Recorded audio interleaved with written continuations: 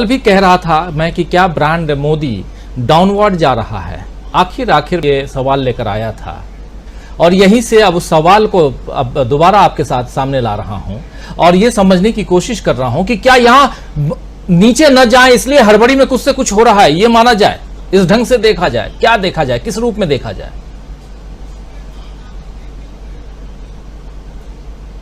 Unmute कर लीजिए, unmute कर लीजिए। योगी जी ने मोदी जी का डंका पूरी दुनिया में बजवा दिया। सारी दुनिया जो है वो सब मोदी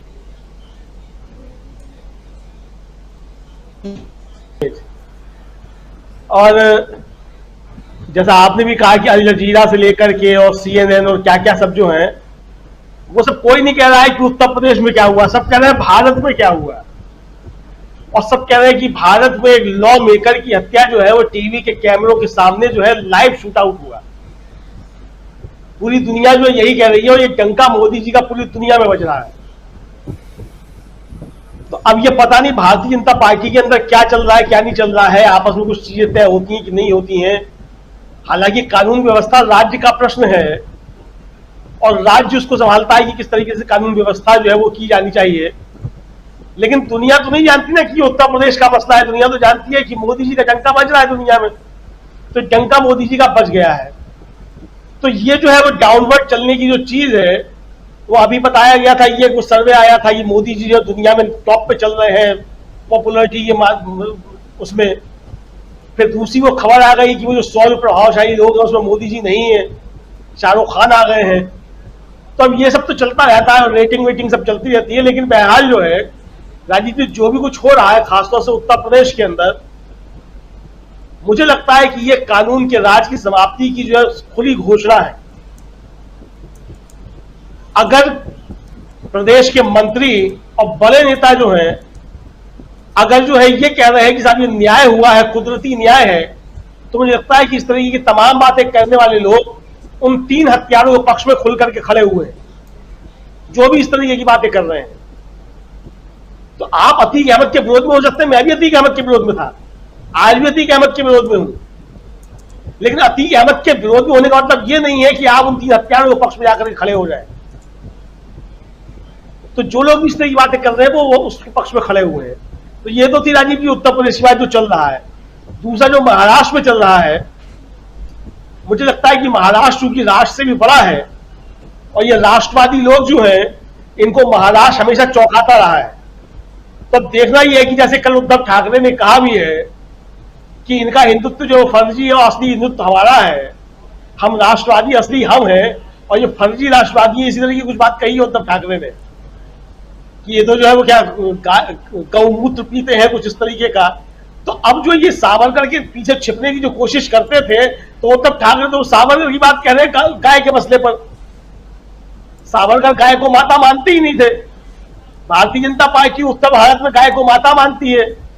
अरुणाचल प्रदेश में मेघालय का उनका जो भारत अध्यक्ष वो कहता है कि हम तो गाय खाते हैं।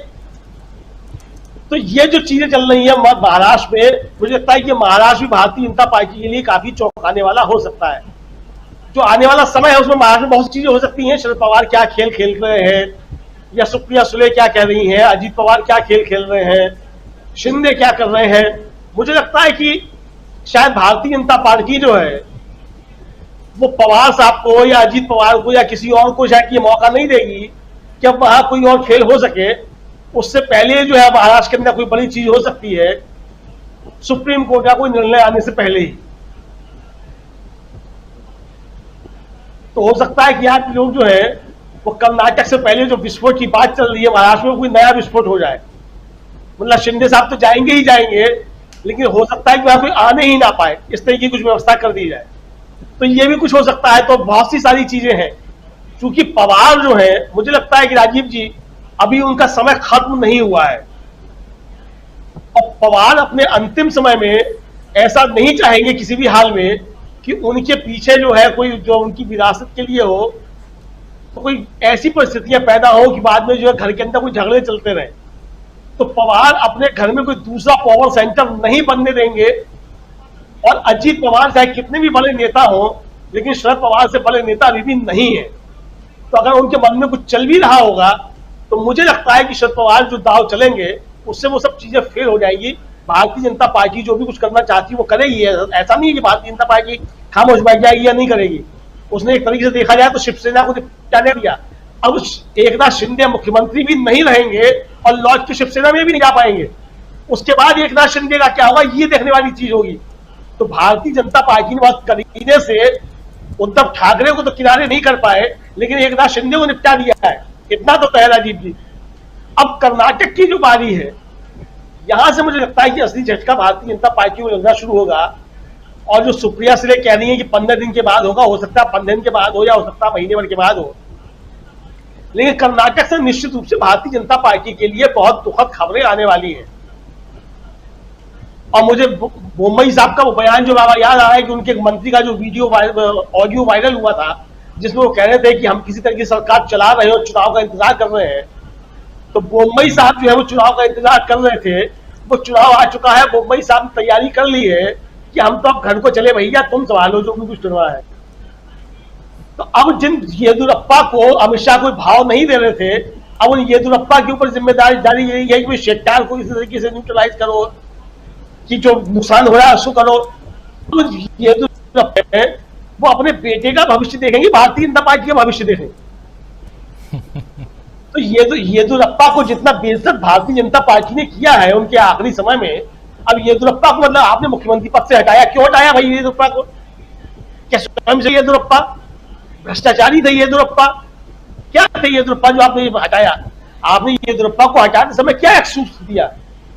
कोई एक्सक्यूज येदियुरप्पा को हटा रहे। और जिनको आपने बनाया उसके बाद भी वो 40% की सरकार चलती रही। आपका एक स्वयंसेवक जो है बाकायदा चिट्ठी लिख करके मरा कि 40% की कमीशन ली जा रही है। वो स्वयंसेवक ही तो था जिसने चिट्ठी ली थी, कोई दूसरा तो था नहीं। वो कोई कांग्रेसी कार्यकर्ता नहीं था, कोई कम्युनिस्ट नहीं था, कोई टुकड़े टुकड़े गैंग का सदस्य नहीं था, संघ का कार्यकर्ता था जिसने चिट्ठी लिख करके मरा कि 40% कमीशन की मांग की जाती है।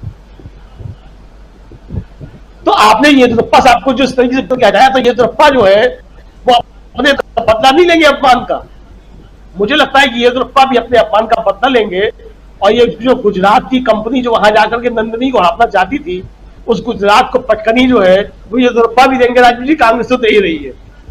तो अब जो केंद्र में होगा, मुझे लगता है कि वो 15 दिन नहीं, शायद वो कर्नाटक के बाद जो है केंद्र में कुछ बड़ा होगा।